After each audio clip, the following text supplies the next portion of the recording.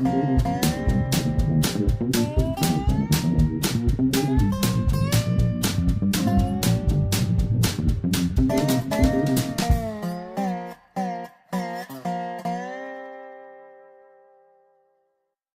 is Dave Monk, Prairie Monk, WEFT, Champaign 90.1 on your FM dial. And Dave on the board. And we try to bring you some environmental issues and whatnot. We often deal with in passing. Mike Murphy and family planted a tree this Friday, and that was in memory of Dwyer Murphy, his father, and Jane, his mother. And I found that to be quite interesting. One of these days we'll have to have Murph on to tell us about your family.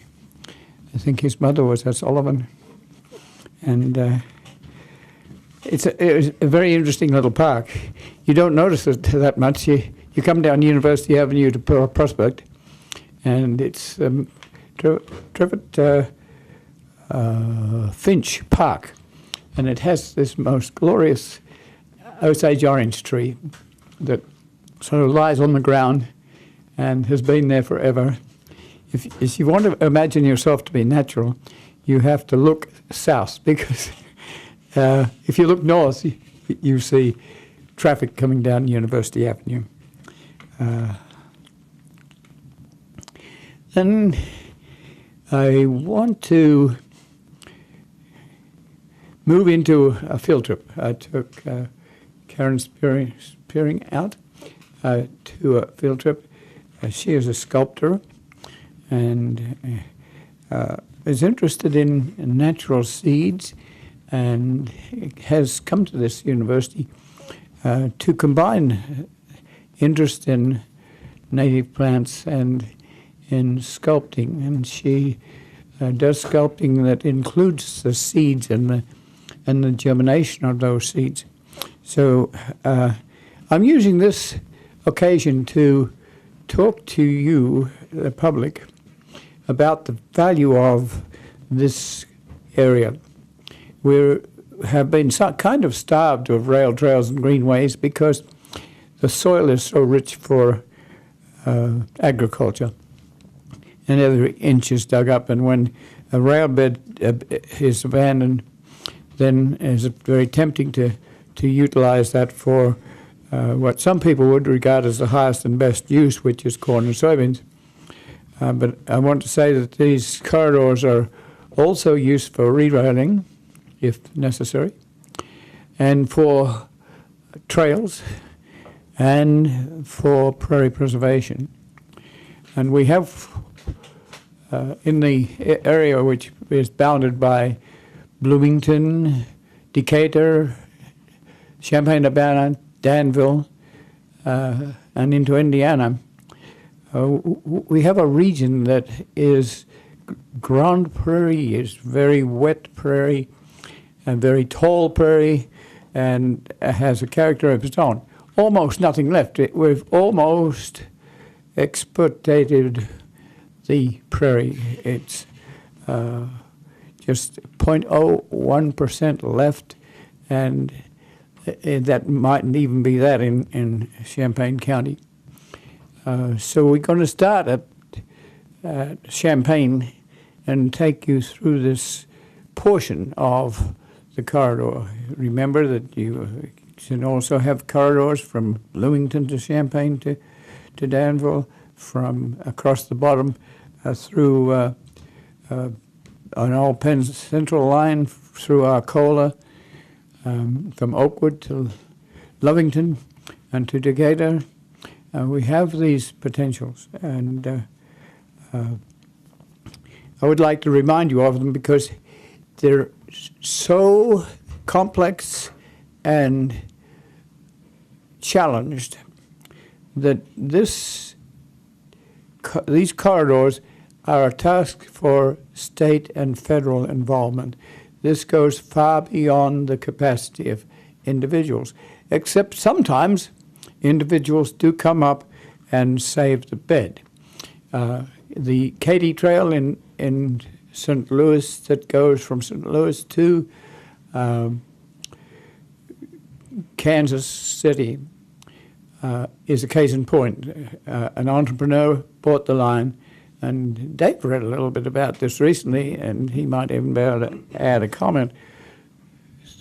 Sure, it's a fantastic ride. I suppose since I've already said that, the views and opinions expressed are solely those of the speakers and nobody else. But yes, the end of last year, when it was still nice and warm out, I went down to St. Charles, which is one of the towns that the Katy Trail comes right through, and the trail has been turned into, it's lightly graveled, I guess you'd call it, which means on the rail bed.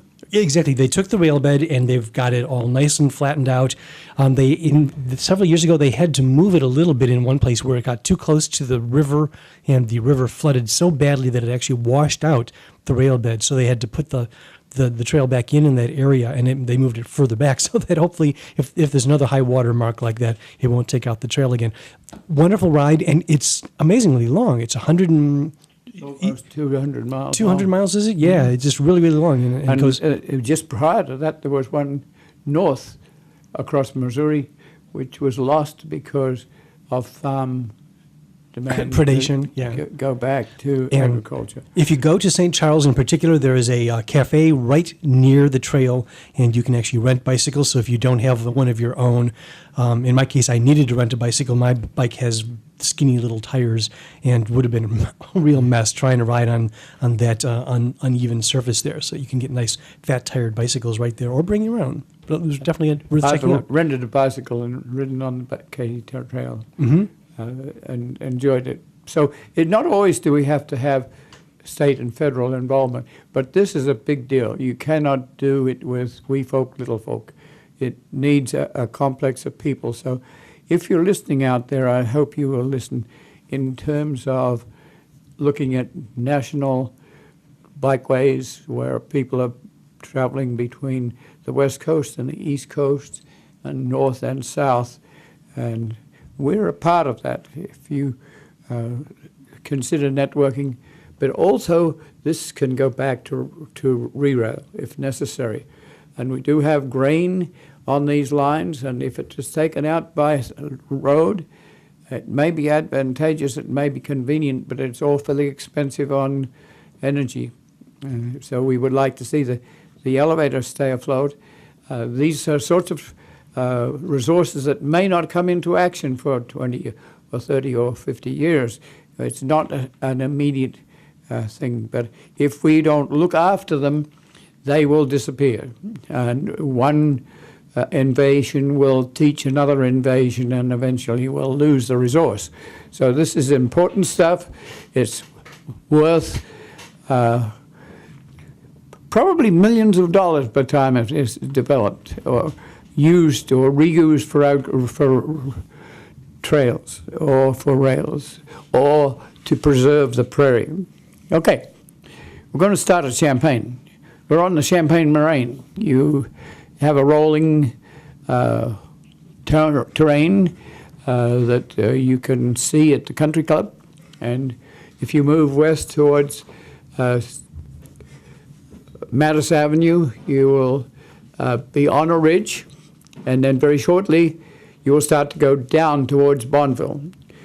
You are there to remind you that there used to be a glacier here, and it was dropping gravel, and thus the moraine. And as that glacier melted, it created an outwashed plain, which is very easy to see. When you get to Bonneville, it's as flat as a pancake. And if you didn't have drainage underneath it, there would be no agriculture because this was a wetland. So we go past Prairie Gardens, past Staley Road to Bonneville, and it's flat all the way to Rising Road and Bonneville itself. We sometimes stop there because Bonneville has a historic elevator, a wooden elevator, but it also has a interurban station, depot, and booster plant where the electricity was boosted for an interurban train, or it's just like a glorified tram with probably 2 vehicles on it, but it picks up local traffic. It ran till 1956. Okay, so we're at Bonneville. We're sort of sitting on top of the aquifer. So if you look over to your right, you'll see a huge water plant, which is drawing wonderful water from the aquifer underneath. We have to be very careful of that aquifer. I'm actually hoping that one day we'll have an Anita Purvis Center number 2 sitting out on top of the moraine, looking over the moraine, so that you can feel how you could run down onto the outwash plain, and you have to think about the water that's being pumped out by that plant, which is already allowing the water to move into a cone, and we've got to be careful that we don't use that up in one generation and leave the next generation to have to face something like the Ogallala Aquifer in Nebraska, which has been overly used. So now we're looking at a closeout of a railroad line, 3.2 miles between Bonneville and Seymour. The line has not been used for 2 years, so it's possible that it can be abandoned. Canadian National has moved to abandon it. They have put the rent up, and Seymour climbed off the rent and didn't use the train. When they did want to use the train again, they were asked to have a contract that would last 5 years. And in the elevator game, that's a little risky if you have a drought and you don't have much grain or something like that. So we're looking at a corridor that we're not necessarily want to use at the moment, but we would like to see the elevators continue that. Not always ideal, because there's 2 different elevator companies. The one at Seymour is Top Flight. The one at Bonneville is Premier. And Premier decided to face the high rents and continue putting grain out to Canadian National. In actual fact, Top Flight, most of its grain goes up by Norfolk Southern and goes out through Monticello. So there is some practicality to putting it on the road, because that gets you to Monticello. So not always is it ideal to send your grain out to the same direction as Bonneville. So there's this sort of gentle competition between elevators and between the pricing of the rental on cars to take the grain and where you go. So not always does the elevator company want to take that grain out by Champaign. Now, we're looking at that in the future. If you look at this corridor, it's a key piece between other areas. So if you go Champaign, Bonneville, Seymour, we own 4 miles to Whiteheath, and at Whiteheath there's a little break, there's a railroad museum. We can turn right and go 23 miles to Clinton, or we can turn left and go through the railroad museum with 7 miles, and then with 6 miles to Cisco. And then the railbed goes from Cisco to Decatur active. On the other end of this is a trip through Champaign to Urbana, and then we have preserved that bed with an interim trail use agreement and a rail banking agreement that runs to Danville at least, and possibly could run to Indianapolis. It depends a little bit on who wants to put in industry and who may want to re-rail, but quite a bit of the enhancement money or support money for the conversion of the rail bed to a trail in the Kickapoo Trail is coming from Federal Rail Banking Act. So they have the right to put a train back in there if needed.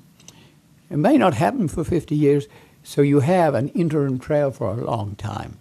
And it sometimes depends on the politics, because you might have to put a car factory in somewhere that will surely reopen the rail bed. If you do, there's alternatives of putting a trail alongside or putting the bicycle traffic on the road with signs, and we're not awfully excited about putting the rail adjacent to a trail adjacent to the rail because it takes out the prairie we're trying to save. Okay, back to Bonneville. There's a key 3 miles that allows us to move to Monticello and Decatur, to Clinton, and that's the field trip we're taking. At Seymour, we already have Camp Creek, which drains about 10 square miles of ground off of the Champaign Moraine and other Saragordo Moraine, and that goes through Camp Creek. The 4 miles we have, we hope it eventually may be re-railed so that we can get historic trains into Champaign. The alternative, we hope, might be to acquire the adjacent interurban for trail people. So we're now moving along Route 10. Route 10 is very heavily traveled, and it's traveled by all those sanitary vehicles which go to Clinton landfill. It's not very friendly to have such a vehicle pass you with 2 inches away from your bicycle. So most people use a parallel corridor, Kirby Avenue, to the south by 1 mile. But if we had a decent trail there, you could gently travel round to White Heath. We have some feeling that not all bicycles want to be on a trail, because as David was saying before, if you have a very narrow tire bicycle, it's not always ideal on a rail trail. But so then you're looking for roads that have no drip off them. You hope that the road you're traveling on will have a smooth exit. If you see a vehicle coming up behind you because you have a rear vision mirror, you can get off the road. If you have a narrow-tired bicycle like that, you can mess up your wheel if you fall into a 6-inch hole. So we're looking at around towards White Heath. White Heath area for us was very good prairie. Unfortunately, in recent time, the power company, Ameren, has herbicided that corridor and taken out the rather broad-based prairie that was there. So they use glycosates, which are like Roundup, that select for grasses. So those grasses will remain. But the grasses are only about 6 of the plants that are in a prairie. The rest are about 100 prairie plants. Not all of them would be on one corridor. They would sort themselves out according to the moisture gradient or whatever you have. So at just west of Seymour, we have a prairie that, a Rhodes prairie. The Rhodes family has a house across the road, and it's very rich, and it has the same terrain. It has an unbroken terrain, and the Cerro Gordo moraines there that gives us a moisture gradient so that you can have dry species and wet species. We have a lot of ceanothus or New Jersey tea, which we pick there. Rather original and wonderful prairie. And that continues on, provided the power company does not herbicide their territory, and they have an easement. But we have been very careful to have the trees removed all the way along there. So we didn't have any problem, but it still was herbicided. It's herbicided in advance to make sure that trees don't grow for 3 years. That in itself is very stringent and removes a lot of the prairie. So this is just one of the challenges we face. When you get to White Heath, there are people who like to volunteer mow it. That's okay, but we don't want the right-of-way mown out. We would like the trail itself to be mown, but not universally. And that often happens. It happens with roadside people who invade the right-of-way and go right over onto the railroad bed. And we have other people who enjoy mowing. It's just something that they do, and we have to deal with that. Okay, we're at White Heath, and there's a Y which allows railroad museum trains to turn around, and then at the other end of that, we go down to Shady Rest. That railroad bed is probably about 1.5 miles long. There's a tendency of the railroads, when they're building a railroad, to go down a creek and then up a creek. That saves a lot of excavation, and that's costly. So there are some culverts on the way down to the Shady Rest, and there are embankments. So it's very hard to imagine putting a trail alongside a rail. So we have evil intent of allowing re-railing and a train to go down there, but also to have the bed track used with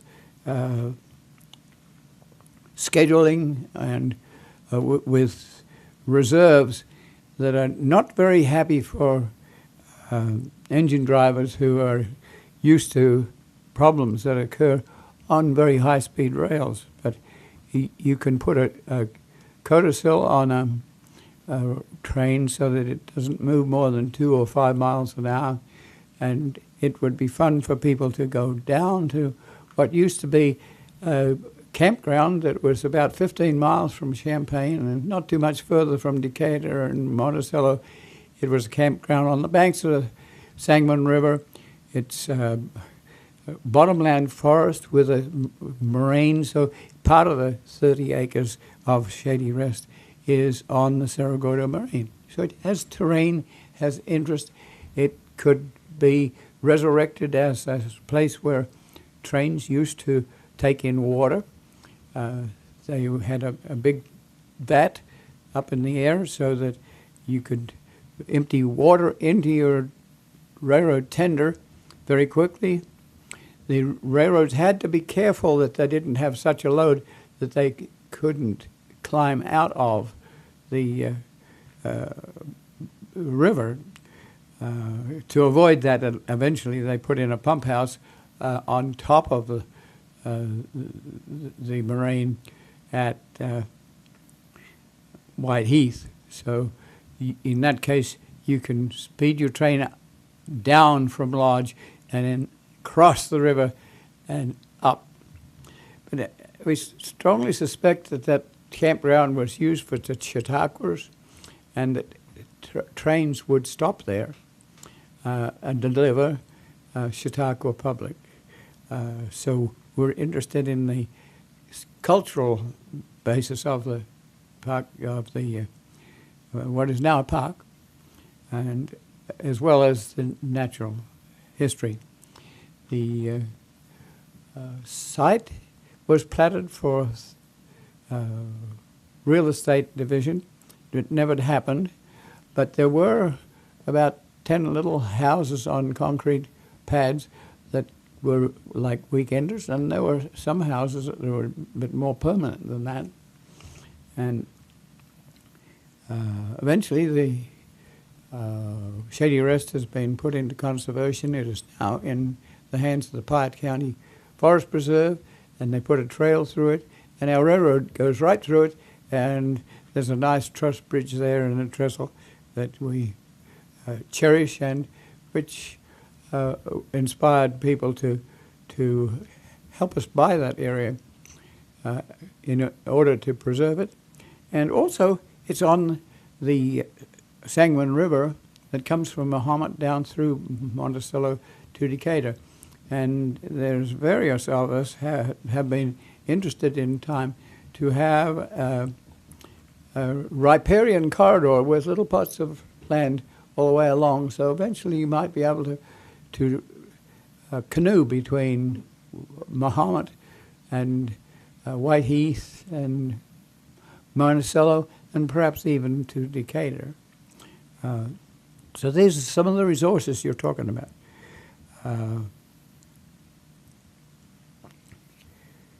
And it's not something that's going to happen quickly. You don't put in railroads quickly. So if you wanted to go 1.5 miles down to Shady Rest, it's going to be a slow process. But if we don't buy it now, if we don't preserve that area now, then we're at a loss in the future. And this goes into whether we use all the resources now for a present generation, or are we borrowing the resources of the future generations. We have to be very concerned that we are generous to those who come after us.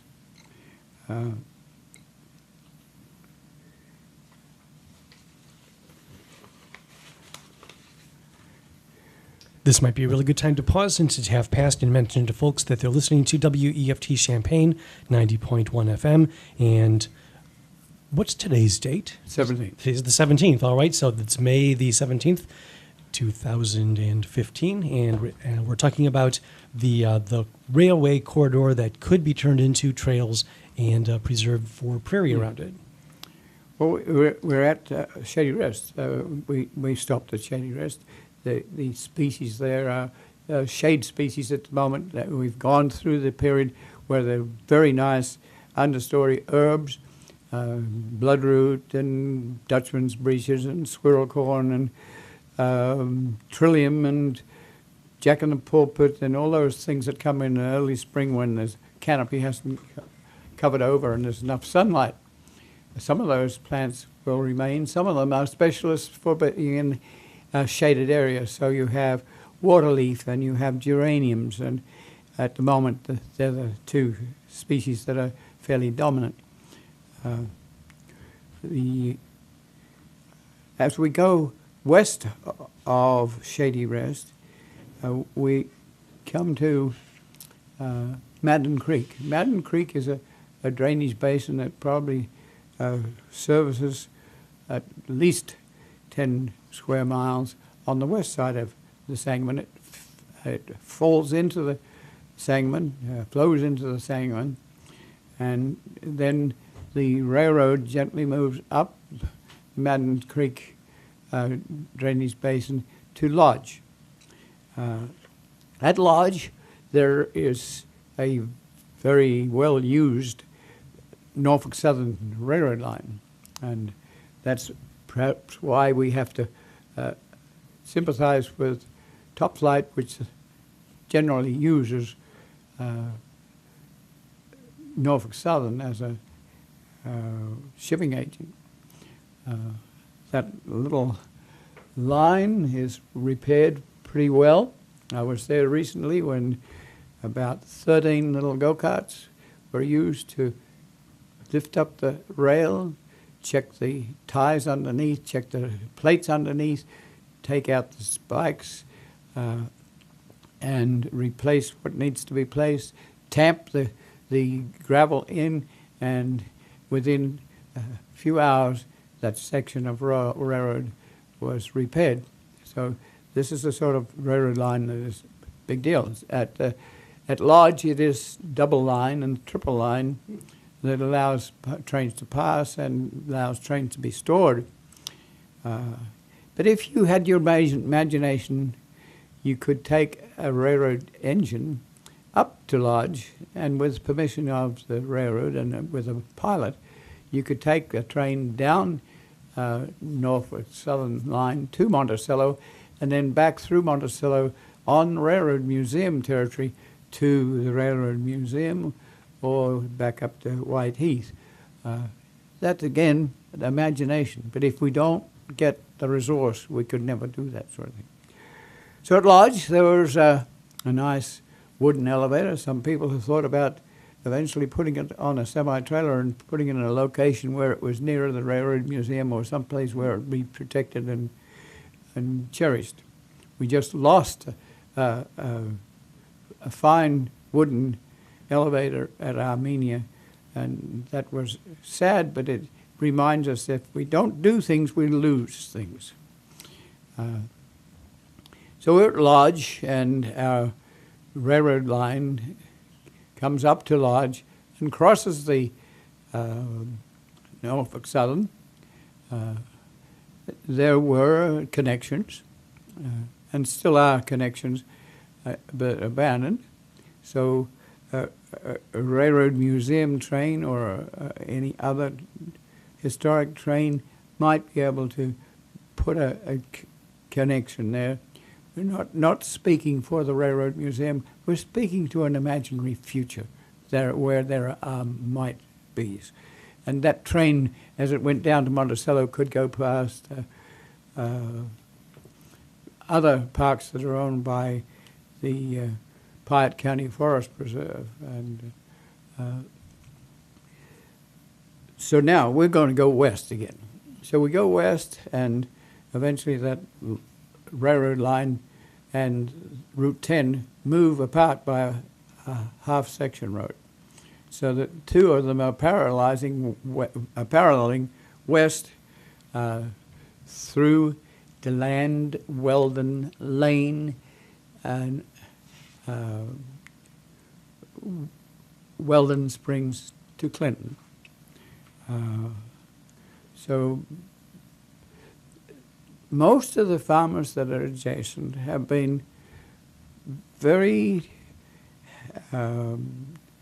helpful to us because they have not invaded. They may have invaded a little bit on either side of the bed.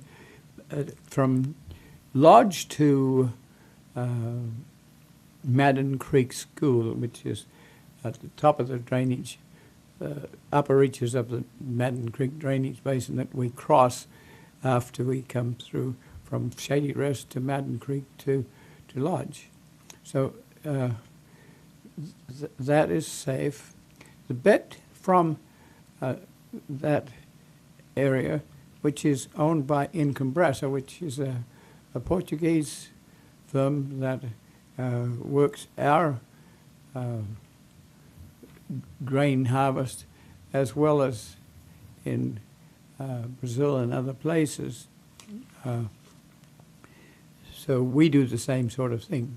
So they have very similar soils, very similar climate, and we are in competition. So there's some side to into the middle invasion. And that's not very friendly because if we put in native seed, we find to our amazement it is not only burned, but which is okay, but is herbicided, which it leaves us with a prairie that's a grass prairie, which is not what our aim of buying a railroad bed was. We get into DeLand, and we do have some invasion there, so we have to look at the land as a small community, and how do we work with the people that are there. We have to explain that rail trails have been wonderful for upgrading communities. Their economic development improves, and a bicycle shop goes in, or a restaurant, or a library, or just interesting things happen. And we have to be bold enough to, and public enough, to go to the village board and explain this, because otherwise it's often thought that a railroad through town is lacking privacy. It means that there's a rape and mayhem syndrome where untoward things will happen. They're already familiar with the site being used by four-wheelers and in an untoward manner sometimes, so there's a reluctance. It usually takes about 15 years to get over this sort of reluctance. That's 15 years of use. We don't even have use yet. We have the preservation only. So that means we're vulnerable. And we're vulnerable at Weldon, at DeLand. So if you go west of DeLand a little bit, there's a Goose Creek. And that Goose Creek drainage district has widened and deepened the drain till it's about 30 feet deep. And it leaves our little bridge, a railroad bridge, over it looking like a pimple on a pumpkin. And so it gets the water off. And often you find that towns may have been located on a ridge originally, but then when the train came through, the towns were skidded across to the railroad, and that location mightn't have been as dry as the original. And I'm not sure what the DeLand situation is or the Weldon situation, but I imagine that they were located slightly more differently.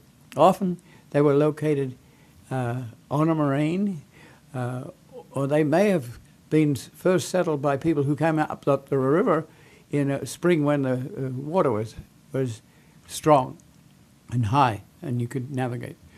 There were no roads, there were no rails, so people who came here early settled in high spots, and often the high spots had a little bit of drainage, so that's where you would have some forests for lumber, for settling and taking over land early on. So we're at the land and we're moving west past Goose Creek. We watch Goose Creek because often the drains are made to do right angle bends. When they come to a road, they do right angle bends, and that is terrible for water. Water runs in a sigmoid curve. Its pressures and are sigmoid. They are horizontally and vertically, so that you get riffles and then spots that are low spots, and that's a vertical sigmoid curve. But if you make a drainage ditch go under a road at right angles, then you're going to have perpetual riprap problems, and so that's obvious at Goose Creek. Go a little further and you're near to the county line, Piatt, DeWitt County line, and DeLand and Weldon both had high schools of their own and schools of their own, school systems of their own, but they're small towns and they lost their population to some extent. So the high school at DeLand is now used by someone else for some other purpose. The one at Weldon has been taken down, but it was used for alternative purposes too. So in the middle there's a new high school and a relatively new high school just between the two towns. So you have to get there by bus if you're a small child and you're going to get to school. It's not one that where you can walk into town at the local school. That school has potential for us to work with children and school teachers, and the railroad bed is just 1/2 mile away, and it has wonderful opportunities. Right there near the high school, there's a siren, and the siren is because Clinton Power Plant Lake is nearby, so there's a nuclear power plant nearby, and that's a warning if there's some accident. The next door farmer enjoys walking up and down the corridor. He just recently passed, but he, for a long time, enjoyed doing that. And so we often walk into farm establishments to see that we're not creating a drainage problem. And sometimes trees are taken out without us being asked. But trees weren't a big deal on the prairie. They're only there because the railroads don't like going through wet territory, and they drain things, and that also makes it possible for trees that don't like to be in water to survive. We go west a little bit further to a section road that has changed the way the property owners have changed hands. It used to be that Mr. Neal was there. I would arrive, we'd talk. He would weld me up a piece of equipment the way you could scrape the mud off your boots or things like that. And just little friendly things that make it that we know a lot of the people along those lines. From Mr. Neal's property now, Becky Norman owns that, and she's very well aware that the next section has had a lot of those trees removed, and we had to be pretty quick to make sure that people didn't invade that territory. We go through Weldon, and there's a quarter of a mile on the west side of Weldon that is being invaded. Now, from a legal point of view, this last week we put up a lightweight fence to delineate the prairie that we used to own, but it had been dug up for agriculture. And later in the week, when I took this field trip, we were faced by the fact that all the 100 posts we put in and the temporary fence line had been removed, and the land had been planted to soybeans. And we could see where the tamping wheels had been. We could take our finger and open up the seed track, and the seeds had opened, but they had not pushed their way through to the open air yet. That verifies us that the planting was done after we put the fence in, because that wasn't there when the fence. We take a lot of photographs. We take them in context of the elevator, in context of farmhouses, in context of the remaining railroad line, which is a quarter of a mile away. So in this case, you have a farmer who's very definitely taking a stand on top of a warranty deed ownership, which we own, and that's a very good deed. So how do we work with that farmer and prevent him from teaching everyone else around that they want this land back for agriculture and they don't really care for a trail? So as we go further towards Lane, we have other people who are very positively disposed to what we're doing. They like the fact that we're preserving the genetics and the gene pool that people may be needing in the future, that biochemical. We may be able to fiddle around with the genes, but we can't create them, and they're aware. So there are some parts of this prairie that are very much intact because the adjacent owner believes in it. We're very close to Lane, and at this point there's a dam that is a cooling lake for the nuclear power plant.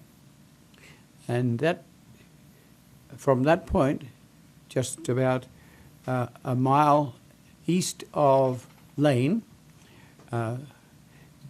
10 miles of this railroad bed would join the Clinton Power Plant Lake, which is a state park, with Weldon Springs State Park. And it's over terrain. We have the same sort of situation where the railroad goes down a creek and then up a creek, and the area is forested. In this case, you're dealing with a Hensley moraine, and its terrain is enough that golf people would like to buy some of it for a golf course.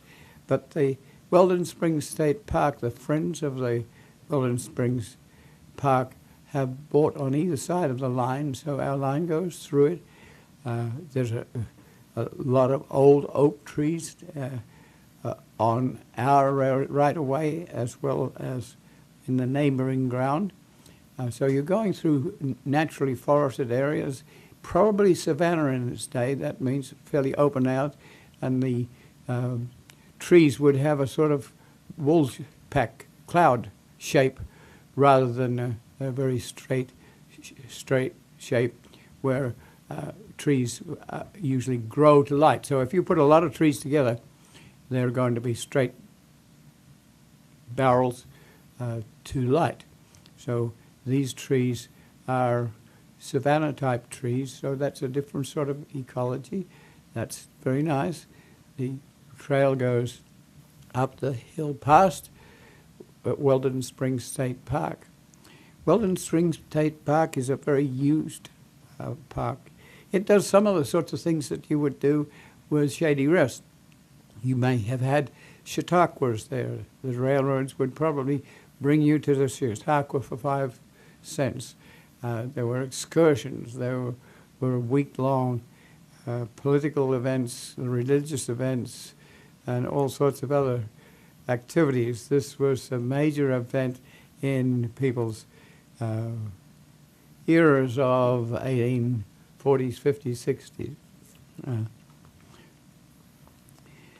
So we're now at Lane, and we're going down. And one of the interesting things is a nice little cemetery there that has all sorts of history to it. And we've at some stages had to work with the township supervisors and engineers to make sure that a road restoration can go through the railroad bed. So sometimes the railroad bed is taken down, but that doesn't destroy the nature of it. There are some corridors that go across the bed, and they're carrying power from the nuclear power plant. When the power plant was being built, I would take field trips to the power plant. There's a huge generation of steam which blows a turbine and creates the electricity that is then channeled off. We're still sitting on top of the aquifer, so it's moving from Vermilion County across Champaign County, across DeWitt County, and eventually goes to Beardstown and meets the Illinois River. This is the aquifer that 850,000 people use for drinking water, and there's quite a few villages that pump from this. The villages and cities, Decatur can take water and pump and deliver to their water system. In fact, we were at DeLand at we were at Weldon at one stage, and the city manager was saying the wells had lost their depth, and it partially is because other people were using it. So now we're at Weldon Springs. We don't have a good history of Weldon Springs, but it has an artesian spring that feeds a lake. It's a man-made lake, but it's rather popular, and we have species there that make it so. The question would be how to get into Clinton. Clinton's about 2 miles away, and usually the railroad beds that are next to a town back up about 2 miles to allow for the storage of railroad cars and to fill cars if they're near an elevator. So there's a little challenge there to get from Weldon Springs into Decatur, into Clinton. There is a problem if you look at this as a state project or a federal project. Clinton badly needs a park district that can be the proventor, the mentor, the controller, the owner of some of these resources. Clinton doesn't happen to have that. They've made several attempts to get it, but have not been able to. Partially because the politics doesn't orient in that direction. Park districts are considered a tax base, and that is taking tax money out of people's pockets. So there's a reluctance to look for a park district unless there's a lot of promotion for same. Right there, the landfill is on the Hensley Moraine, and it's very near to Weldon Springs State Park. If you wander around, the rolling nature of things makes it obvious that you're going to have erosion. And so if you look at the associated farming, it's pushing the end point because of that erosion. How do we run contours in an area that is basically square so that you can't run your contour through the next door farm, for instance? So we look at the landfill with its problem of polyvinyl chlorides that were going to come in from 5 states, and the county board was willing to do that because it means finance. You're going to be paid to accept polyvinyl chlorides. And in the last 2 weeks, that has changed, and the landfill has decided not to take on that contract of putting PVCs in the landfill. But when you're at Clinton, you have to think about that, and you have to think about you're sitting over that aquifer that's supporting a lot of 850,000 people. So the change is very good. At Clinton, Clinton has a bicycle interest and would like to do a trail to Weldon Springs and further. They've taken out a railbed that went south to Decatur, but that was a possibility. It may even still be a possibility. You'd go in through northern parts of Decatur.